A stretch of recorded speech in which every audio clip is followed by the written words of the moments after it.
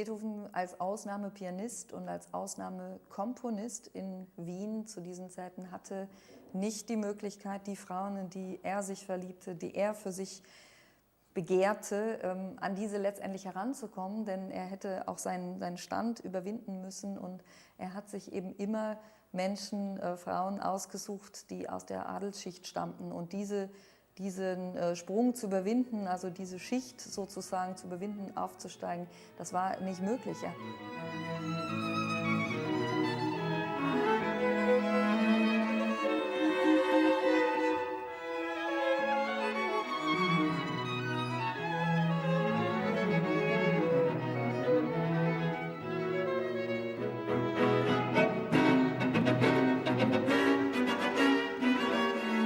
So many compositions pouring out of him in different mediums.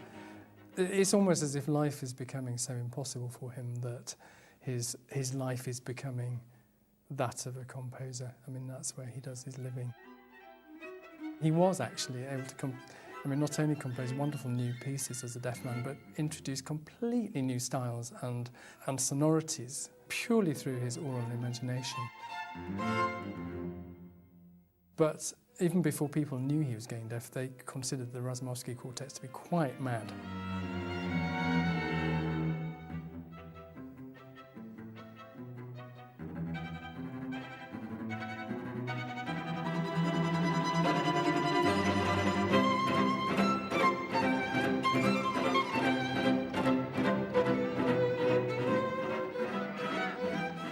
Beethoven's growing deafness and his awareness of his growing deafness caused him to react differently to the world around him. It would have affected his social interaction, it would have prevented him from pursuing all of the kind of social contacts that he wanted to or in the ways that he wanted to. It would have affected his perception of himself, to think that as a composer, as a musician, he had the one affliction that people would be most shocked to learn. I think that Beethoven really would have had to come to grips with his own self-image to some extent. And that's why, in a sense, it is extraordinarily heroic for all to talk about suicide, which of course is, I think, genuine.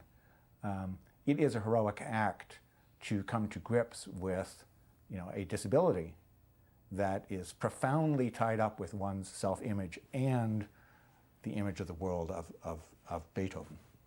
The full range of emotions must be allowed to go on in his mind, and if he goes a bit towards the extremes in his handling of other people, I think that for great geniuses like Beethoven, I think that is forgiven.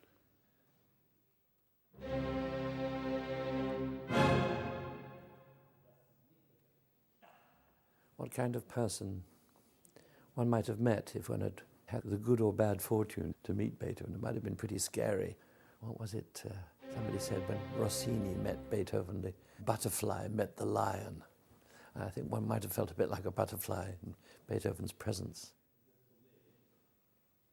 The caricature of Beethoven, wild hair everywhere, it implies a lack of control and a lack of serious, organized thought, and that is the antithesis of Beethoven. He was absolutely all about serious, organized thought.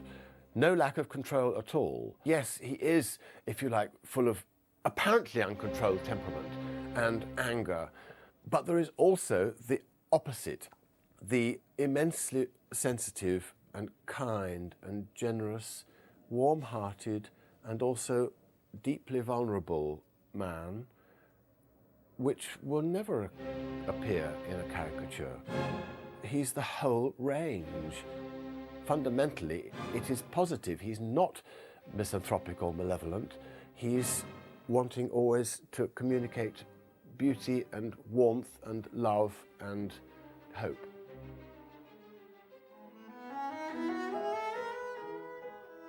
Beethoven spent the year 1808 hard at work preparing for an epic concert. A 4-hour extravaganza, all Beethoven. If there is one snowing night in Vienna where I could go to a concert, this would be absolutely this famous concert, when Beethoven wanted absolutely to show to Vienna how great he was. The theatre was full, a maelstrom of noise as the audience hurried in from the snow. Beethoven deliberately started with his quietest opening movement yet.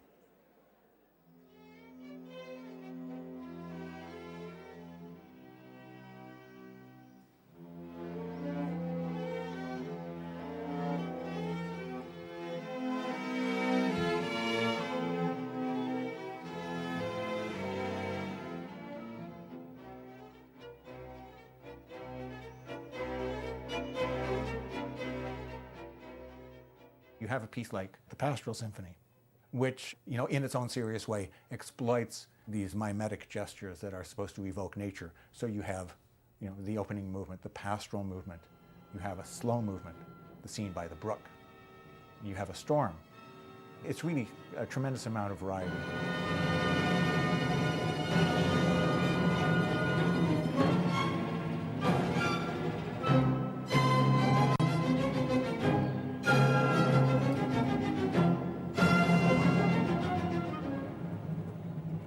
Beethoven is saying, I'm more serious, I'm better. In every respect, it's calculated to be an overwhelming event.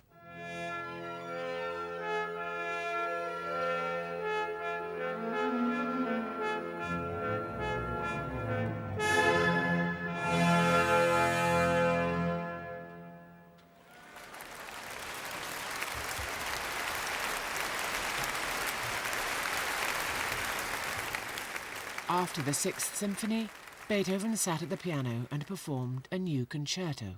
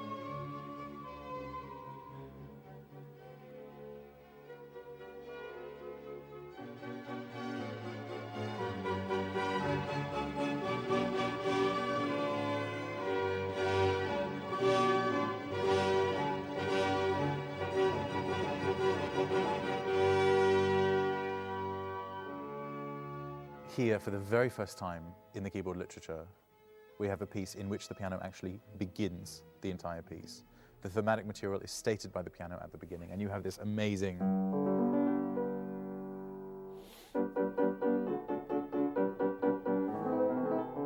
the first theme, which is presented by the piano alone. I mean, nothing this remarkable, nothing with this sense of revolution and volatility has ever been heard by a Viennese audience in the beginning of the 19th century, let alone the 18th century. That the piano can present such a strangely amorphous theme and then be answered by the orchestra in B major is absolutely, I mean, the degree to which that is shocking is just immeasurable by our 21st century standards. I mean, if I play a cadence which ends on the dominant of G major, and then the orchestra answers me in B major, this kind of harmonic palette, tonal palette, use of keys, modulations, completely unheard of, even by Beethoven standards, I think.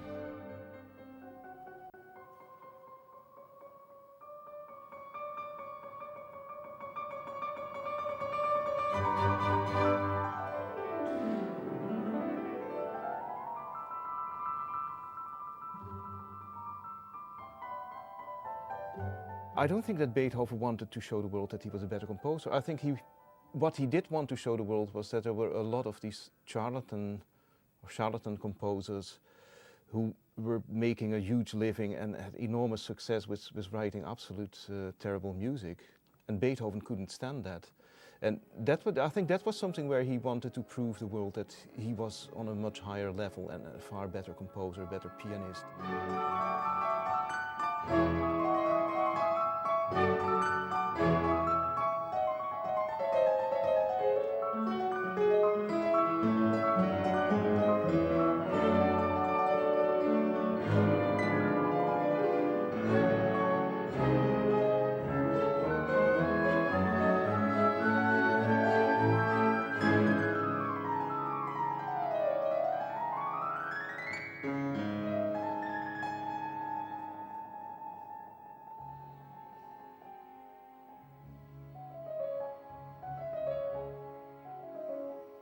There is a lot of wildness, there is a lot of almost aggression, there is a lot of abundance. So I wouldn't be surprised if you look at his father.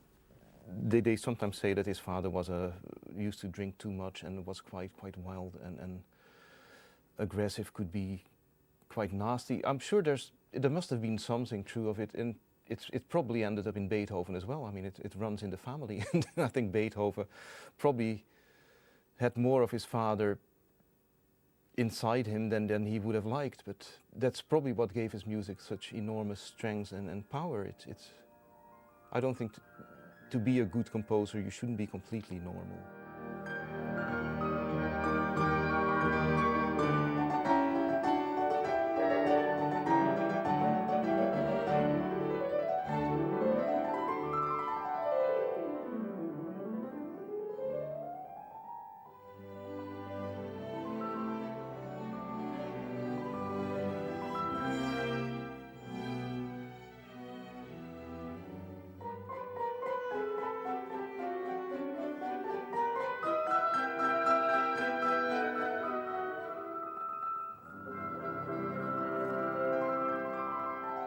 What is amazing about the works of Beethoven is how much he's always constantly sort of, digging at the material and in the material to reach deeper. And I feel often for Beethoven, deeper means at the end of the day higher.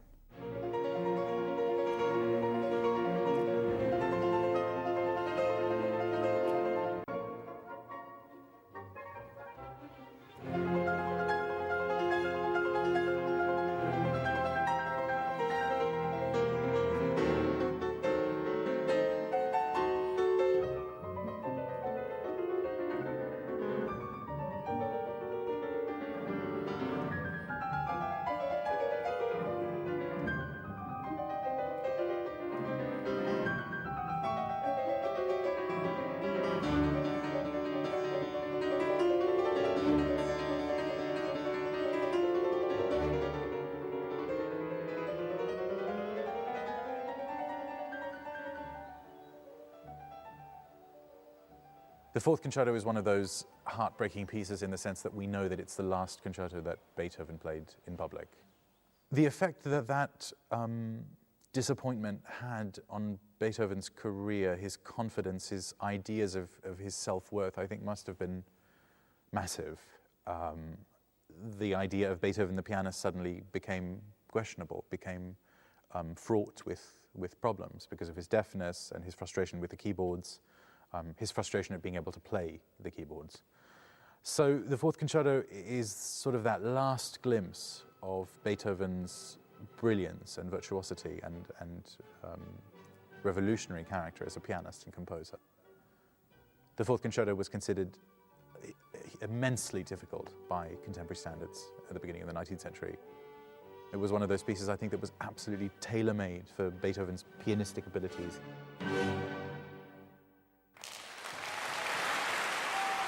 To put oneself in the shoes of a person like that, who was really at the forefront of Viennese musical life as a virtuoso keyboard player, to suddenly be faced with the sort of end of an entire chapter in his life as a keyboard virtuoso, must have been a major, major blow. No one guessed he would never perform a piano concerto in public again. After an intermission, the audience heard what would become the most famous notes of all time. The opening of Beethoven's Fifth Symphony. is like to give an uppercut to the people, to the audience. It's just to do. Da da da da. Beethoven would start, you know, da da da da, and da da da da da da da da. We can invert that. Da da da da da da da. We can repeat it.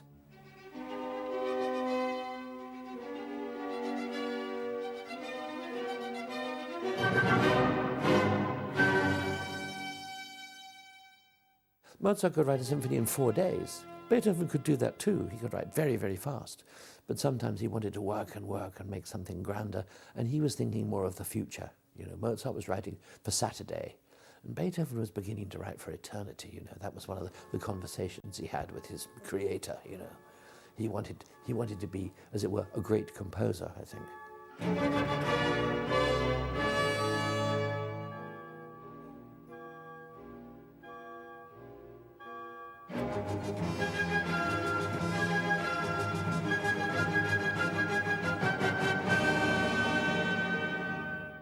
I mean, if we look at the Fifth Symphony here, when he's worked himself up into a frenzy, he's writing a fortissimo passage, and you can get notes flying all over the page, and you see tremendous displays of temperament and also in the crossings out, and great swishes of pen all over the place. So the composing process in Beethoven is more similar to the work in progress of a sculpture, like Michelangelo. So you already have a complex idea of what the statue will be, but you have to work a lot to take all the extra marble or the extra element just to live the pure artistic product. In the Fifth Symphony, when you get to the end of the scherzo and everything seems to be fizzling out, and then it builds up instead, and you think, what is going to happen now? You have been sitting there for nearly half an hour, and it all builds up, and quite suddenly everything thunders in.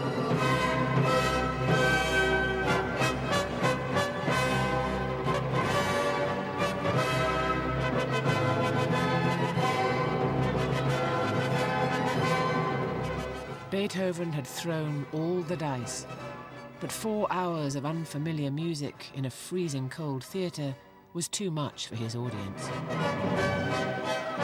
It was not a success in the sense that people probably wanted to go home.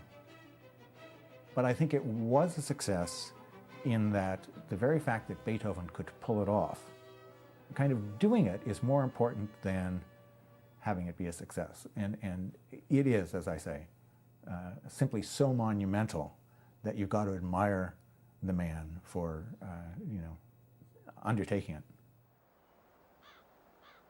One admirer, Napoleon's youngest brother Jerome, offered Beethoven a permanent post in the German town of Kassel.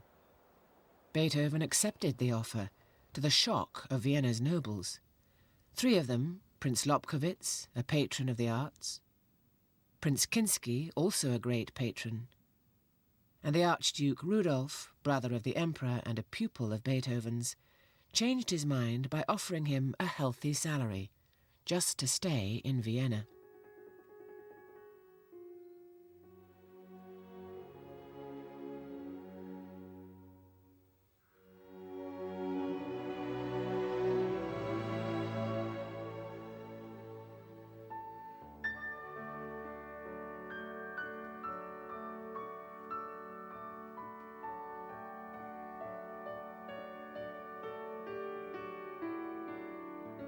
His music is so firmly rooted in everything human, with all of its frailties and weaknesses and shortcomings of all sorts.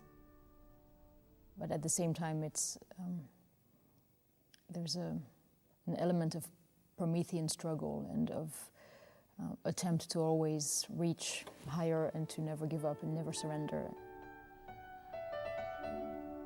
Something that always tries to elevate itself from the difficulties or the misery inherent to the human condition.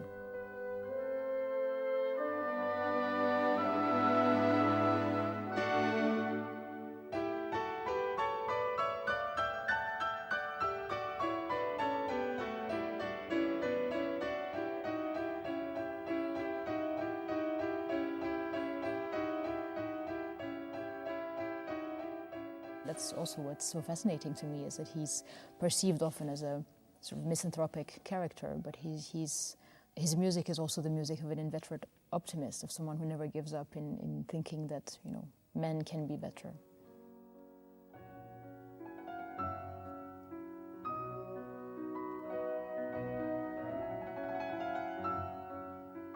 Events made it hard to be an optimist. The French were back, and unlike last time, Vienna opted to defend itself. But a short siege brought the city to its knees, followed by months of occupation. During the bombardment of Vienna, Beethoven is said to have hidden in his brother's cellar and covered his ears with a pillow to protect his weak hearing. It was a terrible time for him. He said there's lots of cannons and gunfire and shortages of everything, and you can't buy things, you can't buy booze. The whole life is completely disrupted by the French. What a destructive, disorderly life I see and hear around me. Nothing but drums, cannons, and human misery in every form. I had begun to have a little singing party at my rooms every week, but the accursed war has put a stop to everything. All the nobility left Vienna for the countryside where they were out of harm's way. In particular, his close friend Archduke Rudolf left in May 1809. And Beethoven wrote a very heartfelt personal piano piece for Archduke Rudolf just before his departure. Lebe wohl, farewell.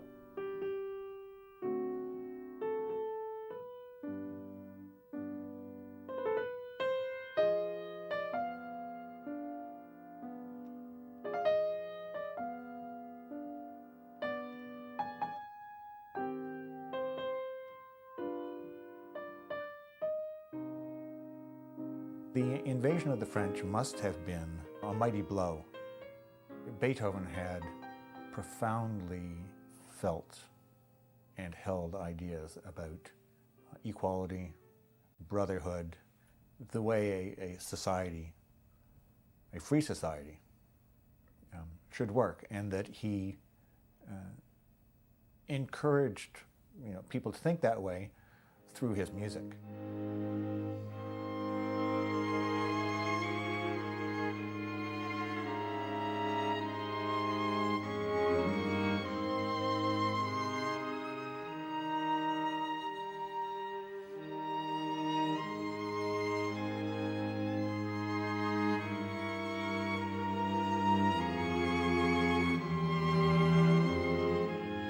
Vienna, January the 2nd, 1810. Hardly had I recovered when my illness sent me back to bed. Is it any wonder? We no longer have even decent bread to eat. Vienna, February the 4th, 1810. We are being supplied with bad food for which we have to pay incredibly high prices. Vienna, May, 1810. I should be happy if that fiend had not settled in my ears. If I had not read that a man should not voluntarily quit this life so long as he can still perform a good deed, I would have left this earth long ago by my own hand.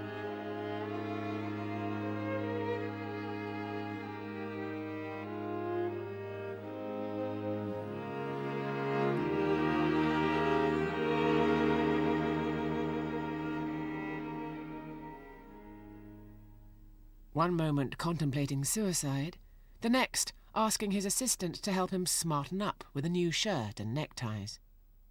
Beethoven, approaching 40, was hoping to woo another teenager to be his bride, Thérèse Malfatti.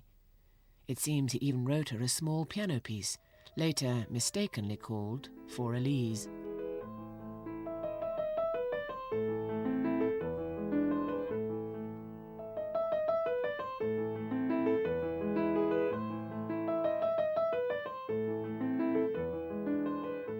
It's funny to see how famous and well-known a small piano piece like Für Elise has become over the years. It's certainly not Beethoven's best piano work, but I think it's probably one of the few works which actually does what it was supposed to do. I mean, it wasn't supposed to be played in concert, it was supposed to be played by people at home and enjoyed by people who play it. This is typically a piece which is much more fun to play than to listen to. So if you've heard it 2 or 3 times, I mean, it starts getting a little bit irritating. Dear friend, every day there are fresh inquiries from foreigners, new acquaintances, new circumstances. But my master, Archduke Rudolph, makes the same demand and wants me to be with him. Your Imperial Highness, I see that you want to have the effects of my music tried on horses as well. For that favour, I shall remain as long as I live your most willing servant. And the music will be brought to you at the fastest gallop.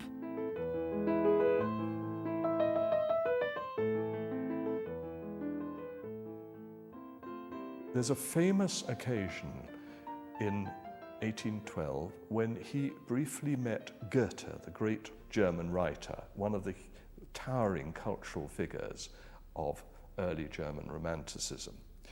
And they are going for a walk at the Teplitz, the spa, and the imperial party comes along. And Goethe, as a properly brought up Enlightenment 18th century man, stands aside and lets the party pass and takes off his hat. Beethoven strides straight through the middle as if indifferent to this. Beethoven had this sort of pride. In Teplitz, Beethoven also wrote, but never sent, letters to yet another love of his life. Not a teenager this time, but evidence would suggest a married mother called Antonie Brentano.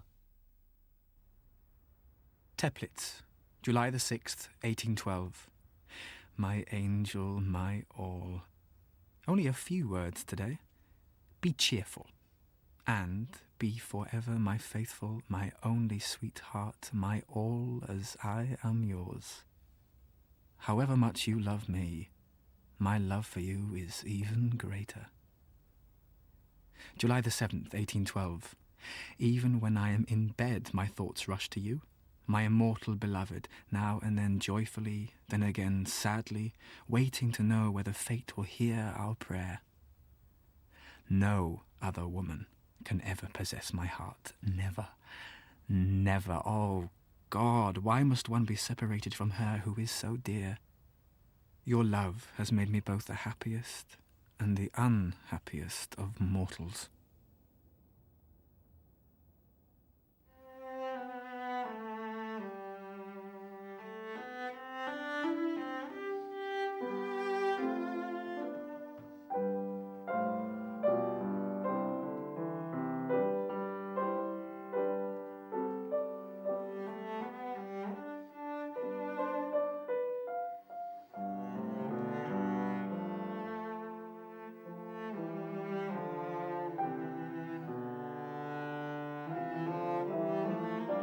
Beethoven's relationship with his younger brothers, both of whom had moved to Vienna, had never been easy. Then, in November 1815, his brother Caspar Karl died. Beethoven, who had always looked down on his brother's wife, sought custody of his nephew Karl.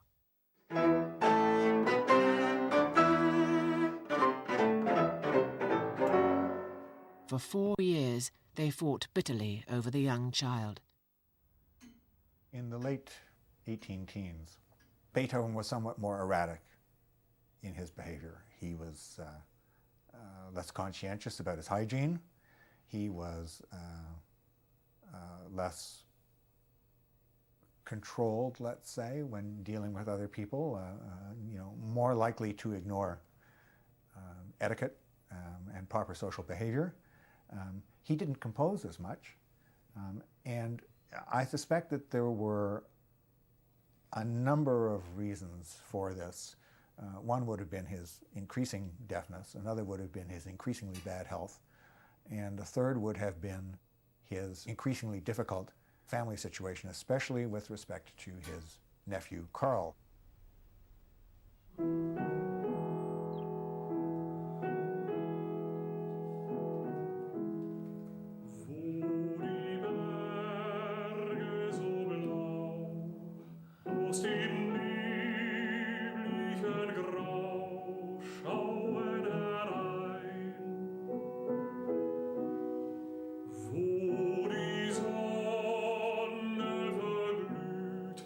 Wo die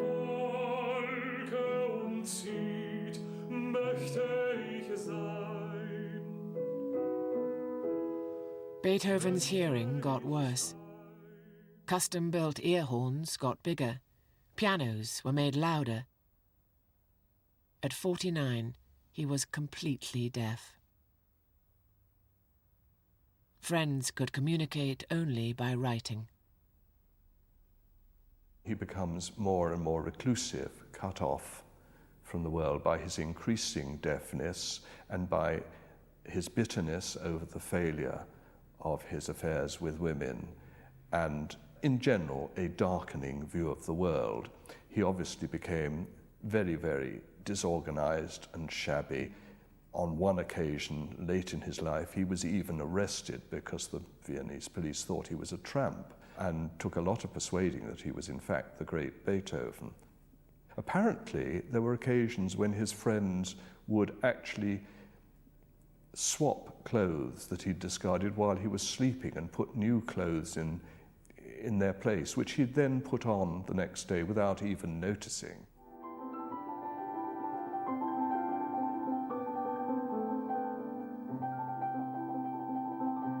While I was dozing, I dreamt that I was travelling to very distant parts of the world, even to Syria and, in fact, to India and back again, and even to Arabia. And in the end, I even got as far as Jerusalem.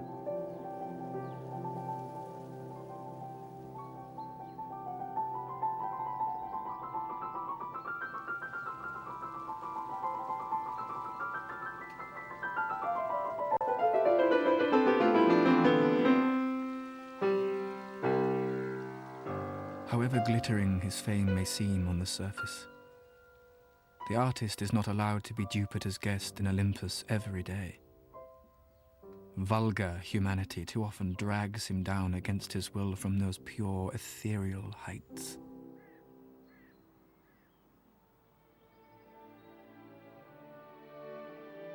After more than 4 years in the writing and almost as much effort in trying to sell it to Europe's royal families, Beethoven revealed his proudest achievement, his Mass, the Missa Solemnis.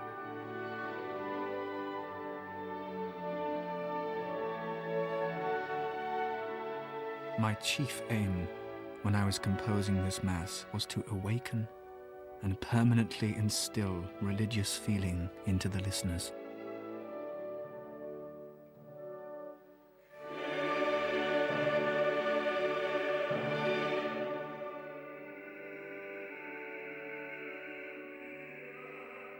Ist das längste Werk von Beethoven, abgesehen von seiner Oper.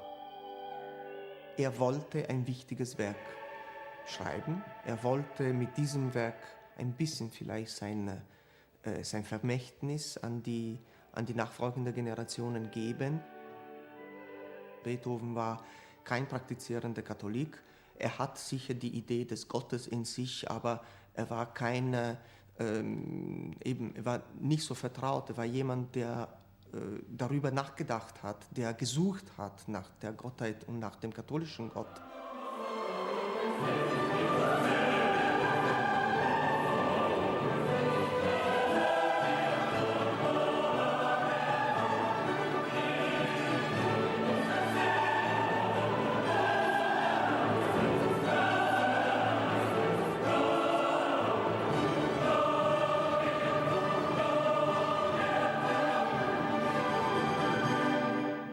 Ich glaube, der Benediktus ist in vielen Messen oder Requiem der zentrale Punkt, weil das ist die Göttheit, die zu uns kommt. Und diese Benediktus von Beethoven kommt noch eine Überraschung hinzu, das ist der Heilige Geist. Und der Heilige Geist als Teil der Dreifaltigkeit kommt mit einer Violine zu uns. Wir kennen den Vater, wir kennen den Sohn. Mit dem Heiligen Geist können wir uns kaum etwas Konkretes vorstellen, weil es eben nicht konkret ist. Das ist etwas, was über alles schwebt. Und so ist die Violine in wie dieser Teil geschrieben ist. Schwebt über alles, schwebt über Solisten, schwebt über Chor, schwebt über Orchester.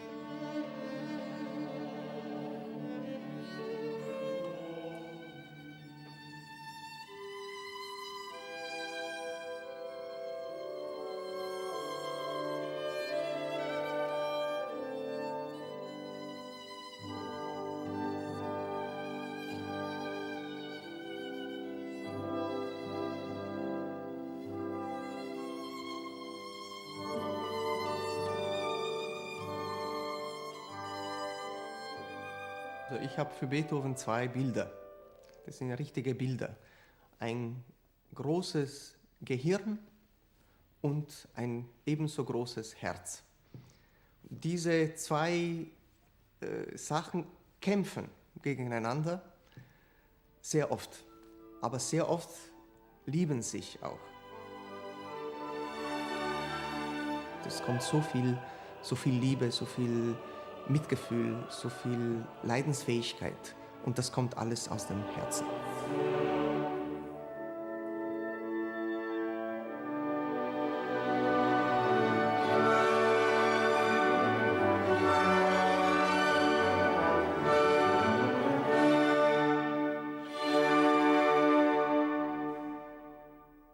My income is practically nothing. My poor health has not allowed me to undertake professional tours or avail myself of all the means by which a livelihood is made. While writing the Missa Solemnis, Beethoven received an offer from London. I am delighted to accept this offer to write a new symphony for the Philharmonic Society. If God would only restore my health, then I could comply with all the offers from throughout Europe and even of North America.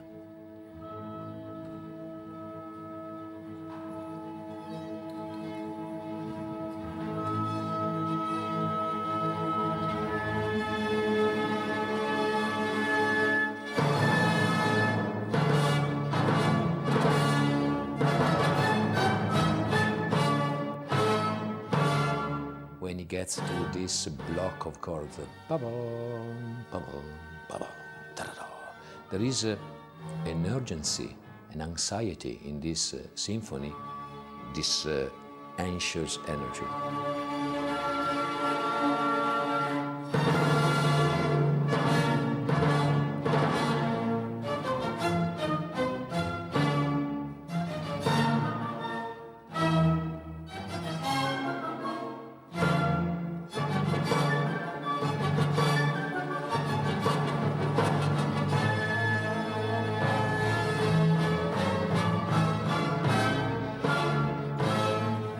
The Ninth Symphony begins in despair. He says, this is our despair, he writes in the margin of a sketch for the Ninth Symphony. And the second movement is no better. It's also terrifying. The hounds of hell are at your heels. The third movement is an image of something quite different, of love and beauty.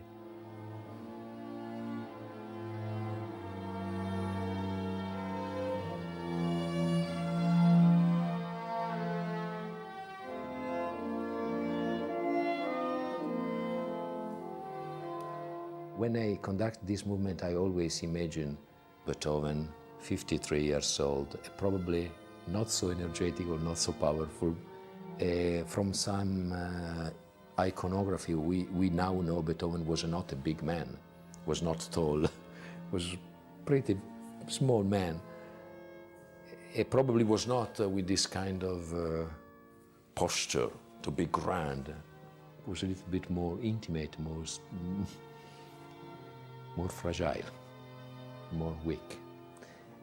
And just saying that, okay, I wrote this most sincere confession about the love of the life he could write in music.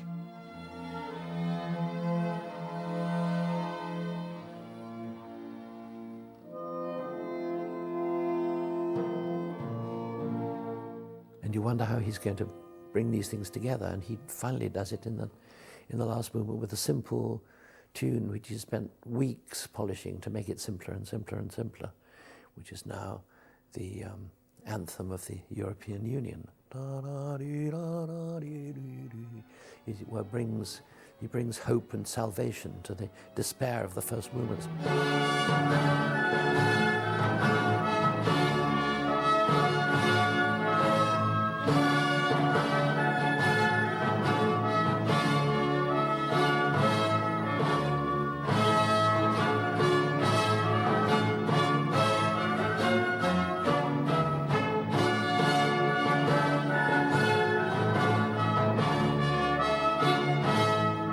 I think one of the points of the Ninth Symphony is its monumentality, plain and simple.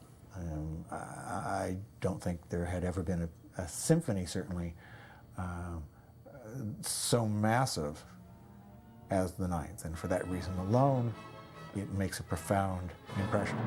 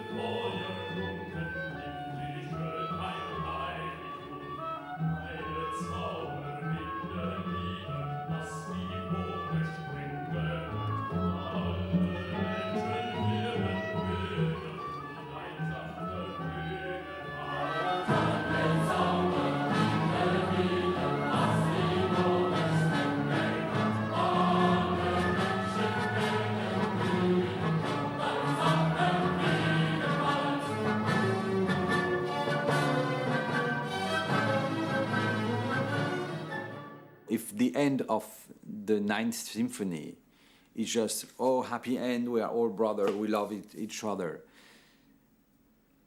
I don't feel that in this music. From the very whisper in the shadow, to this scream at the end of everybody, all the musicians, all the singers, sharing not this joy, but this espérance of joy, this dream of joy, this if only it could be like that.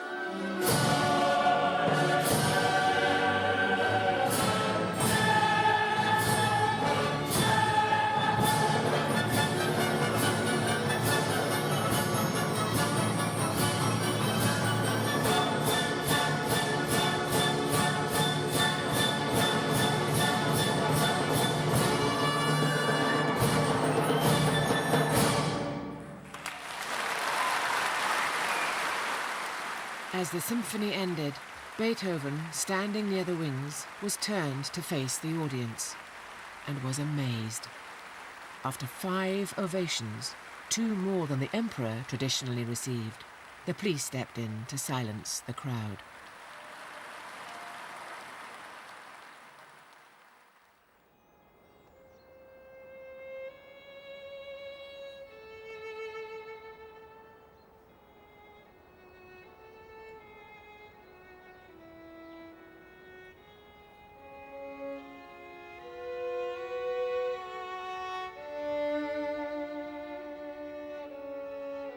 Baden, May 1825. Dear Dr. Braunhofer, I spit a good deal of blood. I have frequent nose bleedings. My stomach has become dreadfully weak.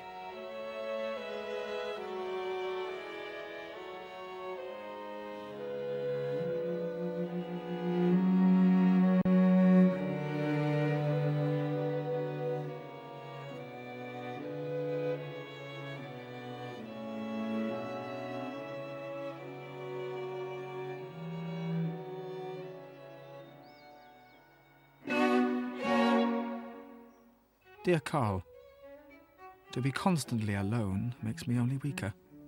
In any case, death with his scythe will not spare me much longer. Before my departure for the Elysian fields, I must leave behind me what the eternal spirit has infused into my soul and bids me complete. After all, only art and science gives us hopes of a higher life.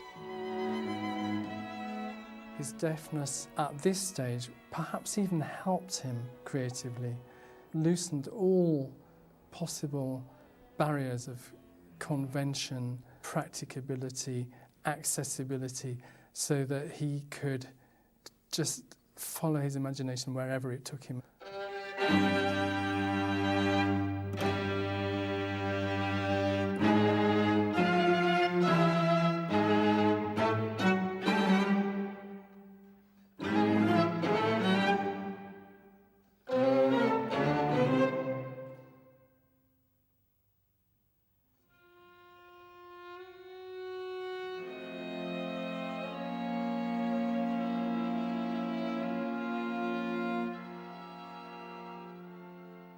The idea of this man was just beyond the possibilities considered possible at that time. So it's the imagination of Beethoven, probably because he was deaf. So he was disconnected in a way from the reality.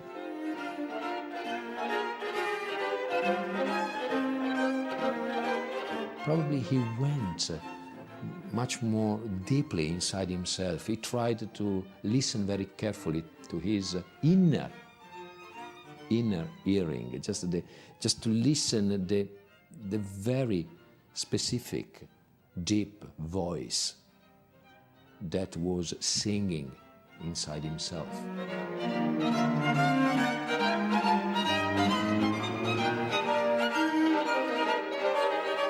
I think the late quartets are amongst the most extraordinary creations of mankind. There's something in the emotion which has completely changed. And I don't know, I just have this personal feeling that there's some form of acceptance of life and just celebrating all aspects of life, including its pain and including its suffering, so that he was somehow able to accept that suffering as simply a part of life. But that suffering intensified. In August 1826, Karl, endlessly bullied by Beethoven, tried to kill himself. Such horror took its toll. Vienna, March the 6th, 1827. I cannot foresee the end of my dreadful illness. On the contrary, my sufferings and my anxieties have only increased.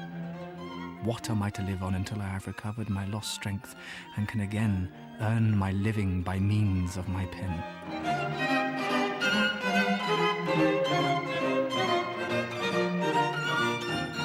Vienna, March the 10th, 1827.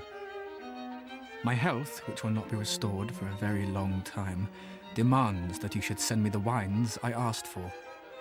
They will certainly bring me refreshment, invigoration, and good health.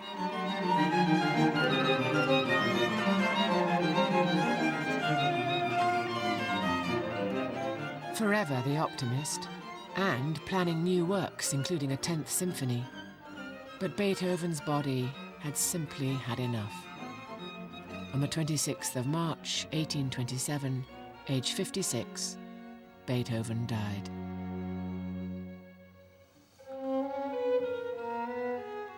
Thousands turned out to pay their last respects.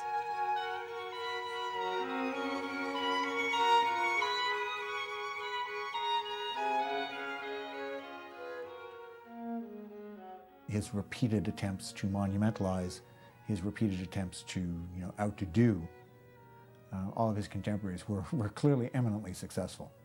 And so he became an intimidating figure. And in that sense, one part of Beethoven's legacy is to push people away from him, to push people in directions where they say, I can't do what Beethoven did, I'm not even going to try. See, that's the essential difference then, in a way, between Beethoven, Haydn, and Mozart. Beethoven could say, I'm going to do what Haydn and Mozart did, and just as well. But people, in Beethoven's time, didn't feel that they could compete. So that pushes kind of the creative act, or the compositional act for many composers, away from the Beethovenian model. The uniqueness of Beethoven and the attempt of composers, writers, critics, listeners afterwards to come to grips with this uniqueness inevitably gave rise to a reevaluation of the past, the present, and future.